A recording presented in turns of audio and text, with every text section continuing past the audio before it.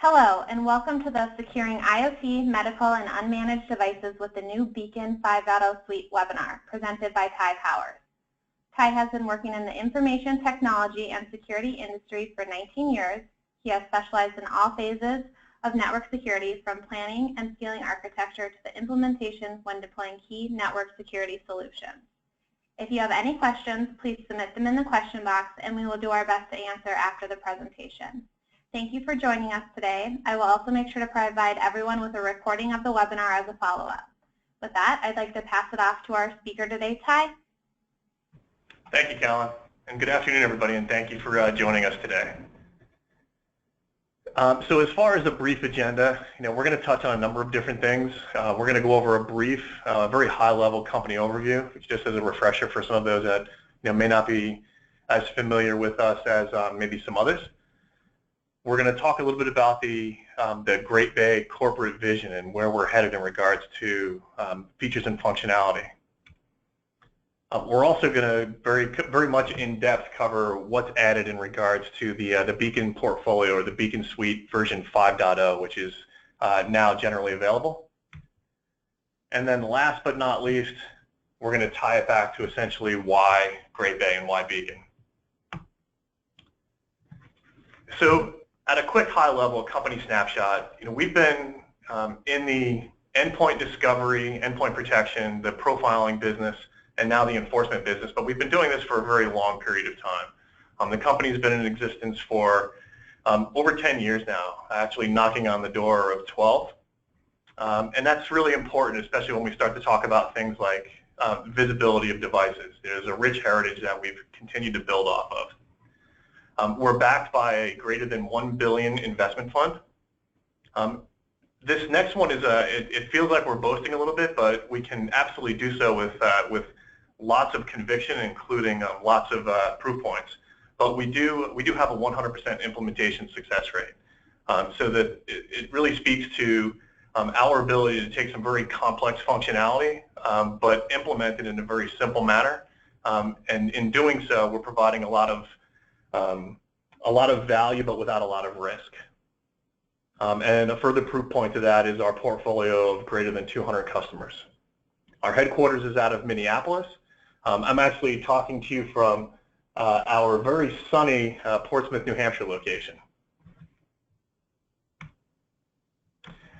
So I guess sort of jumping in here, if you look about sort of where things have been recently, enterprises have been allocating 90% of their resources, both in regards to capital, but also the human side of things, in order to secure a very small portion of the devices on the infrastructure.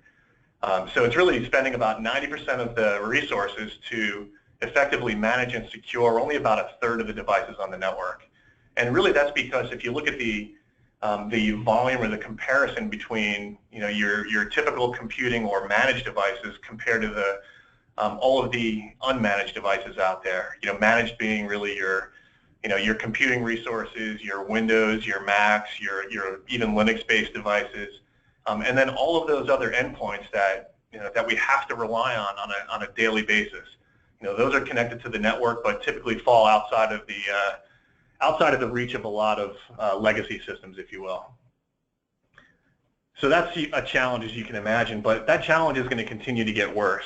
Analysts are saying that by the year 2020, that most enterprises are going to allocate 90% of their resources to secure even less of those devices, now down to about 10%. And that's primarily due to the adoption and the very rapid adoption rates of these unmanageable or IoT type devices. There's an influx that has already started, and it's going to continue to grow at a very rapid pace. We're going to have to continue to walk the fine line between provisioning access for these devices, but making sure that the business and the network remain protected. So if you look at some of these, some of these non-traditional or IoT or medical devices, all these unmanageable devices that are out there, the analysts are saying that they're really a ticking time bomb. So Gartner's predicting that 25% of all breaches in the enterprise will involve IoT in some way, and that's right around the corner by the year 2020. So a pretty scary proposition. To make matters worse, Forrester's saying that perhaps even as early as this year, they're expecting to see ransomware affect medical devices or some form of wearable device. So what do we do about this? Well, it kind of fits very nicely into what our corporate vision is. So if you look at this slide here, we're really starting to continue to build off of four main areas or four main pillars, if you will. At its core, at its foundation, is visibility. So we've got to continue to provide real-time discovery and detection of all network attached assets. So as fast as something's entering the network, it's got to be seen, it's got to be detected, and it's got to be alerted on. But it's more than just understanding that a device is entering the network. You really need a very comprehensive and deep understanding about what that device is. So it's much more than just discovery and detection, but it really requires a very deep view into what that device is, hence profiling. And then it's got to really extend, beyond the traditional, reach of legacy systems. It really has to cover all networks. We've done a very good job of providing this type of functionality within the realm of the enterprise network. Well, the enterprise network is going to continue to, to change dramatically, and we're going to have to get into providing that same type of visibility outside of the boundaries of the enterprise and really focusing on some of the next generation technologies, I guess, if you will, some of these other conduits into the network. Some of the networks that you see here, including things like Zigbee and Bluetooth. Although we're not sure exactly how that's going to play out, but rest assured we're going to be able to provide you with visibility into those areas by either through the integration with gateways or some other mechanism. So if you look at the next part of this, if you think about the onslaught of IoT or unmanaged devices, you really have to have the ability to provision access for these devices.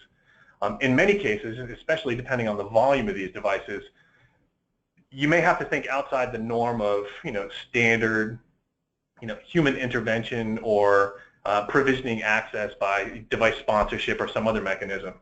Really you've got to have the ability to, based on authentication or even something that fails to authenticate, being able to make sure that the onboarding process continues dynamically, so that you don't have this flood of calls into the help desk as somebody's trying to deploy hundreds, if not thousands, of these unmanaged devices. So it's really a matter of making sure that systems like Beacon can continue to provide you with the visibility, but also authenticate, or if something fails, provision access in a way that the network stays protected. We continue to see information about that device until we reprofile it, and then essentially make sure that its landing point is the appropriate portion of the network that it's supposed to or meant to reside on. The next piece of this is really continued monitoring. So the initial visibility and discovery is critical. The onboarding component to this is very critical as well. But it goes beyond that. You've got to continue to monitor the identity of those devices and looking for any sort of anomalous change there, but also the behavior of the device, and in many cases the location. Behavior is critical, and a lot of systems fall short in that regard. It's great to understand that a device is a specific device type because of maybe different identity values or attributes, but understanding if that device is behaving in a way that's expected or in a way that's drastically unexpected is critical. You've got to know if a device, especially in unmanaged devices, maybe trying to communicate with the outside of the network and it's not supposed to, or it's trying to utilize administrative protocols when there's no way that those devices are supposed to. All of these things are really a layered approach to making sure that that you remain protected in the long run. And then the last piece of this is enforcement, and enforcement typically comes in a number of different varieties and flavors, but really enforcement here is in regards to alerting and quarantine and blocking based on whether a device should have access to the network, whether that device continues to behave the way you want it to, or if Beacon has seen something anomalous, essentially making sure that you've got that not just that foundation in regards to the visibility component of it, but making sure that it follows through all the way through to the control component.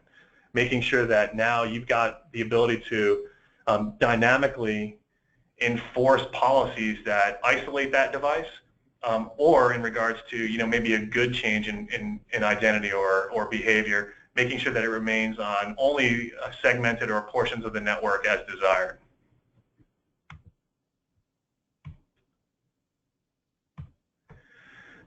So switching gears, I guess, into the latest release, which is Beacon version 5.0. Actually, the standard or official release is 5.0.0 build 23. We've started to kind of shift into more of a modular architecture. So this very simple slide is really kind of speaking to the Beacon hierarchy, if you will. So the umbrella, or at the highest level, the product is essentially Beacon, or the Beacon suite, and that covers a number of different things. So if you look at the smaller blocks underneath that, we've got what many of you are probably familiar with already, and that's Beacon Endpoint Profiler, which has been our flagship product since going back all the way 12 years ago. In the 5.0 release, we're going to talk about some additional enhancements there in regards to an additional module called the Beacon Endpoint Enforcement module. And then this architecture is going to continue on. So there's going to be future releases that include, all sorts of other modules, as the market drives. And that could be all sorts of different things. Perhaps we're getting into things like analytics or some other component. But the important thing to understand here is that the investment that you're making today is protected as you continue to add functionality. Our desire with this modular approach is giving everybody the ability to continue to overlay additional functionality on top of that architecture as needed, without causing the need for forklift upgrades, if you will. So really, what is this stuff that we've added into 5.0? This is only a small portion of the actual functionality, but it's the more notable areas that we wanted to make sure that we covered today. So first and foremost, it's the Beacon Endpoint Enforcement module, and we'll talk much more about what that is, what that does, how it's deployed. We've moved to an all-inclusive subscription pricing model. So the legacy perpetual pricing was fairly straightforward in regards to the components that were needed, but the all-inclusive subscription model allows us to price things out in a much more dynamic fashion, but also provides our end users with a lot of additional functionality that we'll talk a little bit more about. We're going to cover a little bit about the Beacon UI uplift. So for those of you that have been perhaps customers of Great Bay for a long time, if you're on older versions, you'll know that there was a little bit of updating that was required in regards to the Beacon UI. So we've rebranded the interface, we've given a new look and feel, and we'll definitely cover that in a little bit more detail. We've added some additional enhanced visibility in regards to wireless. So everybody under the sun has some form of wireless access these days. We've enhanced our portfolio to make sure that we give you much greater visibility, starting with the Cisco wireless LAN controller and that architecture, and then we'll continue that on into other areas as with future builds. And then of course there are things like enhanced contractor device onboarding. So we'll talk a little bit about that. That's really something that's in its beginning stages, but it's the ability to leverage additional data points, such as perhaps gathering up the fully qualified domain name through something like DHCP, so that now you can determine if a device is perhaps a contractor device versus a corporate-owned asset. So what is the Beacon Endpoint Enforcement module? So at its simplest, it's essentially managed but fully distributed LDAP database, but also radius server. And we've done that for a number of different reasons. So initially, Beacon was always about visibility, and that's really the birthplace of the Endpoint Enforcement module. It's leveraging something like the radius authentication communication path, being the first stop in that communication, and using that information for real-time endpoint discovery, whether a device authenticates successfully or if it fails. There's important information by allowing Beacon to see that information in real time. But it can, of course, provide some additional functionality there.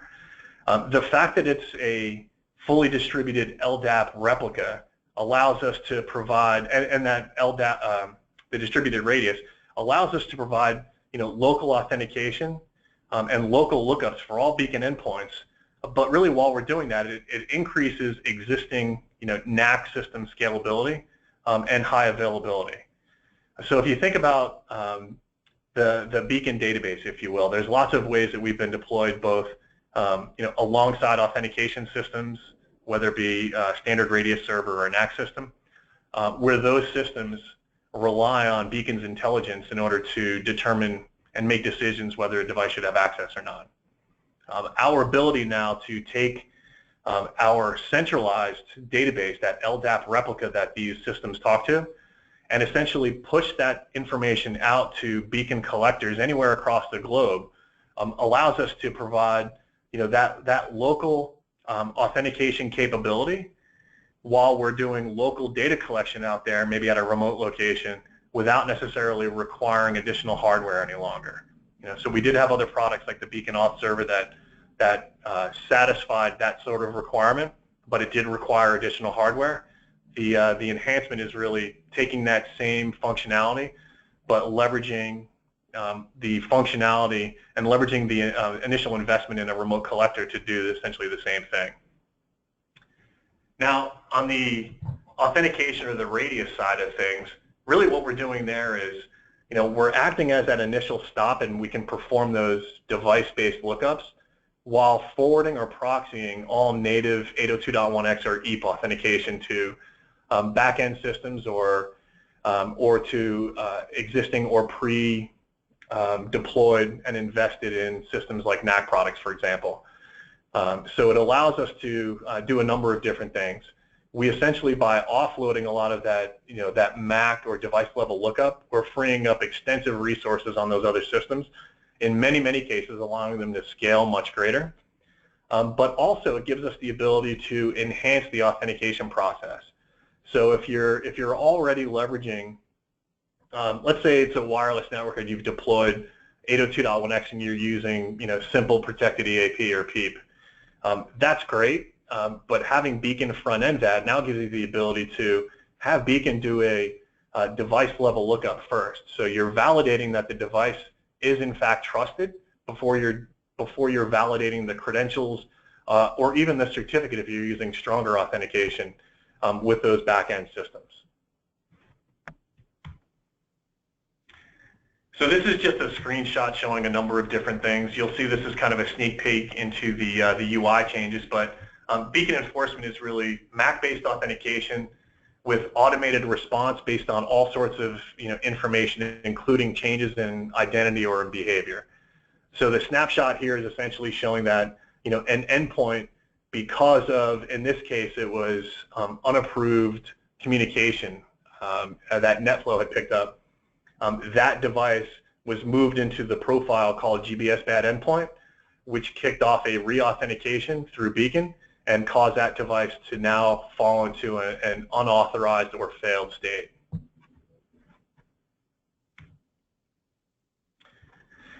So in regards to the new look and feel, this is again a snapshot of indicating or showing the UI update, if you will.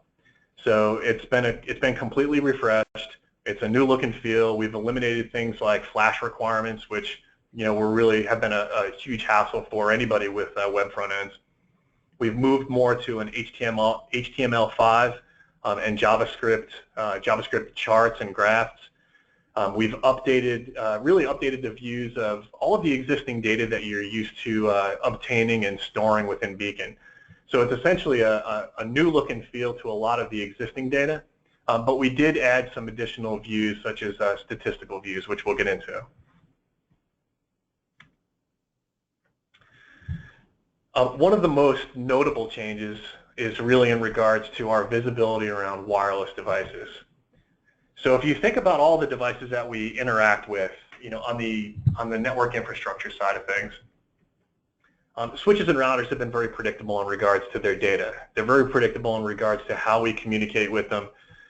In many cases, virtually all cases, they support the same standard MIBs, allowing us to communicate with them and obtain all sorts of great foundational data, including location.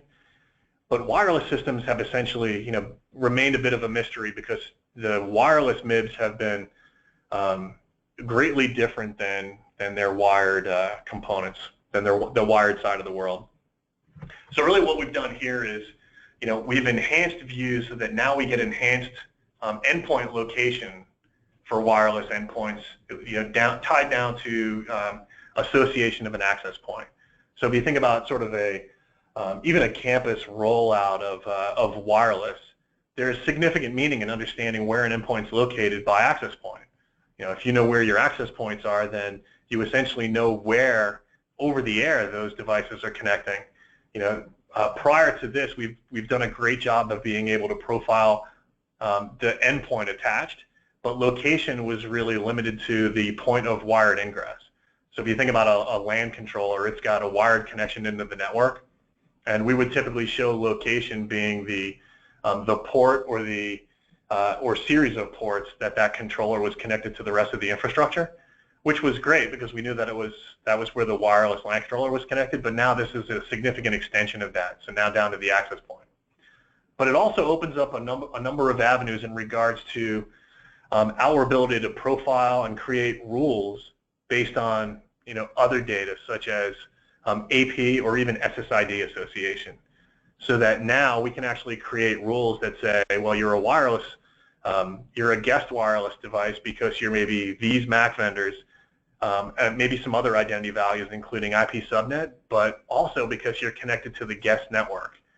That's pretty critical in regards to an additional layer of granularity, but it also opens up the ability to search for anomalous behavior too, because now if we can identify devices tied to SSID, wouldn't it be great to know when our protected assets or corporate-owned assets were moving to those guest networks? It could identify where users are trying to circumvent other systems like web proxies or other monitoring that might be done on the corporate side of the world, but maybe not out there on the guest side.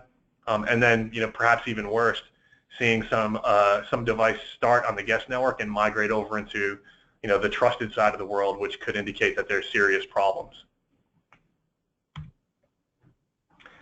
The statistics views that we've added are really in their infancy, but it's taking a lot of the data that we had before and augmenting that data with a lot of added granularity. So we've always done a really good job of making sure our customers and those that have invested in us understand things like the total number of endpoints they have, where those devices are located. Well, we've augmented those statistics with overlays, so that now when you look at endpoint statistics, you get that same data, but now you can also understand how many of the endpoints across the infrastructure have associated data points tied to them as well. So for example, Active Directory, out of all the endpoints that Beacon's discovered, how many are actually in Active Directory? How many have we associated records with? How many are set up to do DHCP? If you think about the lion's share of the enterprise networks, most of the devices are configured to participate in dynamic addressing. So if for some reason you've got tens of thousands of devices in the Beacon database, but we have a smaller number of DHCP-enabled endpoints, that could be a pretty telltale sign that the information that you thought you were sending to Beacon may be skewed or may be incomplete. We also have a number of statistics tied to things like profiles, so that now we know the total number of profiles, enabled, the maximum certainty, how many are running, the number of devices in there, how many rules. Again, giving you more information into the Beacon architecture and how it's been configured. And then the last piece is really tied to collector statistics. If you think about the larger deployments, there's always a number of different remote collectors, and this is giving you the ability to understand how data collection is striped across the number of collectors that you have. This is really important to understand sort of the load balancing, I guess, if you will. If you think about a large deployment, you may have let's say you've got 4 different remote collectors, and each of those collectors may be configured to or you thought were configured to participate in the SNMP polling. This is going to give you insight into how effective that configuration is and whether or not you might need to make some adjustments. The next couple slides, I'm really just going to talk sort of how the pieces and parts continue to fit and be deployed in the environment, starting with the traditional Beacon deployment. So this is your standard Beacon deployment in regards to somebody leveraging 802.1x with a third-party radius server or NAC system. Hopefully one of our partners like PulseSecure, could be Microsoft NPS, but any of the players out there where you've decided to leverage the existing authentication system, but leveraging Beacon's data to participate in that decision making. So this is really what that standard architecture looks like, where all authentication comes in, whether or not it's 802.1x, EAP, or if it's your standard MAC authentication. They hit that radius server, and then things are peeled off from there. 802.1x traditionally is forward to back-end systems, like validating that data against Active Directory, for example. And anything MAC-based is typically handed off or validated against the Beacon database. So with the Beacon Endpoint Enforcement module, it takes a little bit of a turn in that traditional architecture.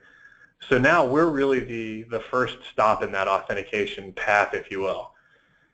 So the box in the middle here with red around it, this is a logical depiction of Beacon Collector, for example. So this could be a remote collector where it's still doing all the data collection that you've utilized and have grown to love. All of those information points, DHCP, DNS data, all of that data still continues to come into the collector, and it's processed just like it always is. With this licensing, now you've essentially turned on some additional functionality, though. So now you can see in the top, we actually have the Beacon Radius service running, and we also have the Beacon LDAP, so the local LDAP store. So that now you've got a number of different options in regards to the configuration and how things are processed. So in this regard, all authentication is essentially sent over to the Beacon collector, and it's processed in a number of different ways. So both 802.1x and MAC authentication requests are sent over, and they're processed by the Beacon collector with the Beacon enforcement module running. Where things get a little bit interesting is now you've got a couple of different options. The first option is, I can forward the user-based or 802.1x EAP authentications off to a back-end system. I can do that perhaps only if a device is in a profile that we've decided we trust. So essentially doing that overlay. So we know that it's a certificate-based authentication, for example. Before we even forward that on to a partner system or an existing radius system, to process that part of the request, we can do that local check and see if it's coming from a device that both we know, but it's also in a profile that we've determined is something that should in fact be on our network. So really what you're doing is you're safeguarding against a number of different things. If it's weak authentication or simple username password authentication like protected EAP, this safeguards you from technically savvy users from bringing devices in that don't belong on the network and using their credentials to essentially authenticate on that device. As those devices enter the network, it's great to know that the user is a valid user, but we really don't know enough about that device, and it could cause us a number of different problems. Perhaps it's riddled with malware or something else. The second part of this is, it actually helps you protect against other attacks like, maybe certificate harvesting. So if you, it takes a lot more being technically savvy to pull something like that off, but if you were in fact to harvest the certificate off of another device and apply it to, maybe a device that shouldn't belong on the network, this still gives you the ability to protect against those sorts of attacks or trying to circumvent the process as well. So the last piece of this is really, so why Great Bay? Why Beacon? It's really, at its most foundation, at the core of what we do, it's our ability to provide comprehensive real-time visibility. So we're an artificially intelligence-based expert system that ingests a number of different data points. 40+ data points across a number of different data sources And all of those attributes are used to make sure that we're giving you a very comprehensive view of what's out there. Systems that don't offer the same depth in regards to visibility are leaving systems essentially vulnerable. If you're making authentication or enforcement decisions based on weak or limited information, you're essentially leaving yourselves vulnerable and at risk. That comprehensive visibility is striped across 1,400 pre-built profiles these days. Again, a testament to how long we've been in the industry. It's a testament to the visibility that we have, and it's a testament to our continued focus in making sure that we're keeping up with trends in the market. And that number of profiles is going to continue to explode as the IoT trend continues. We're used for across a number of different use cases, ranging from making sure that you're monitoring the behavior of both managed and unmanaged devices. Again, critical. You've got to know what's out there, but you've got to know how it's behaving. Is it behaving in a way that appears to be normal? Is it behaving in a way that's completely uncharacteristic, which could indicate that the device has been compromised, or could it indicate that there has been a MAC spoofing attempt, or all sorts of different things that you just can't afford to have happen across your network fabric. We do, of course, address access policy enforcement, so that, especially with the Beacon Enforcement module, now we're able to participate a little bit more in that process.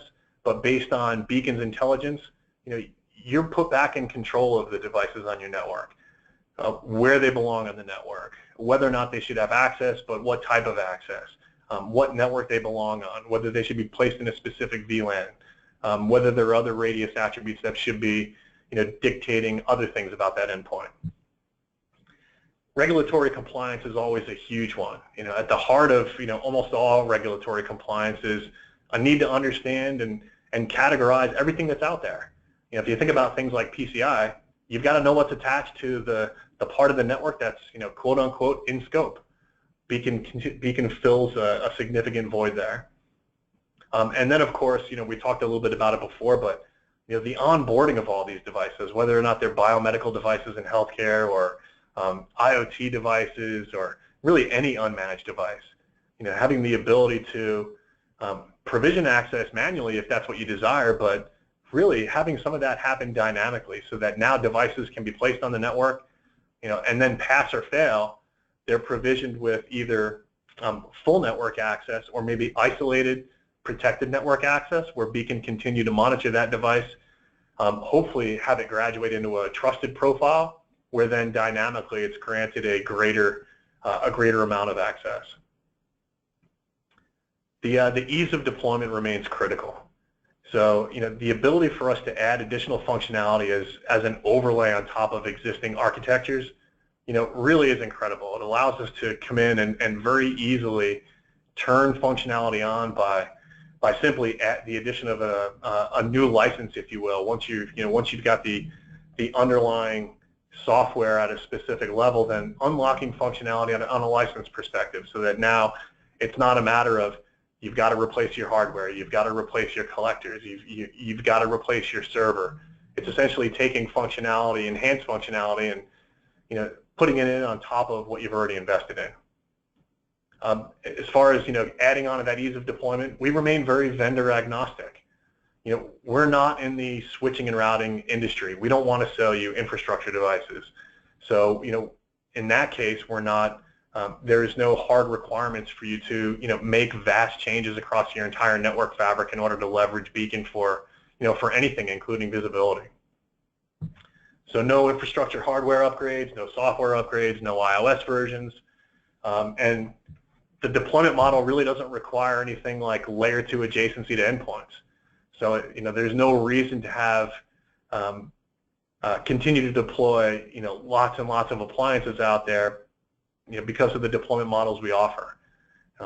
Whether or not you're using a distributed collector deployment, or you're a centralized deployment where everything resides in a data center, there's many different ways to utilize Beacon and deploy it in a way that does not require the use of an overabundance of hardware. That gets very costly, not just from capital expenditures, but it's costly in regards to ongoing upkeep and maintenance as well. And then, of course, there's the simplified pricing, the subscription model pricing. It's all-inclusive. Essentially, when you purchase Beacon, you're purchasing the hardware and software and and licenses across one simple model that includes all of the support, but also things like annual assessments. So that now we're being more proactive in making sure that we're reaching out to our existing base in order to make sure that the systems remain healthy. So instead of sitting and listening and waiting for somebody to call in about something being broken, taking a more proactive approach so that now the customers that have been very happy with their investment, become even happier because of our ability to, maybe circumvent things that may be brewing. So with that, I think that covers the 5.0 architecture changes, the enhancements that we've added to a certain depth. We've talked a little bit about the corporate vision and sort of where we're heading in our attempt to thwart and fend off and make sure that you stay protected as the IoT onslaught continues. So at this point, I guess I'd like to offer a few minutes to see if anybody has any questions and answers, or any questions that I might be able to answer. How's that?